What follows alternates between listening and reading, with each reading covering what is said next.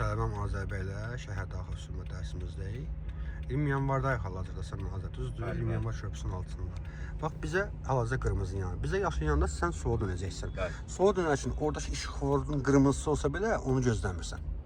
Yəni, sola dönən nəqliyyat fazlasını sürüsü, yaşılda giribsə yol ayrıcına, əgər həmin o işıqforun qarşısında stop xətti yoxdursa, dayanmağa ehtiyac yoxdur. Biz sola dönüb gedəcəyik, oldu? Diqqətli olmalısan. Bax, 20 yanvar körpüsünün altındayıq, 20 yanvar metro stansiyasının yaxınındayıq. Bu ərazidə maksimum diqqətli olmalısan. Oldu mən. Tələsən sürücülər çoxdur, qayda pozan sürücülər çoxdur, qayda pozan piyadalar çoxdur. Yəni ona görə maksimum şəkildə diqqətli olmalısan. Necə gördün, gözün qabağında qırmızı işıqda velosipedçi keçdi. Olmazdı. Get.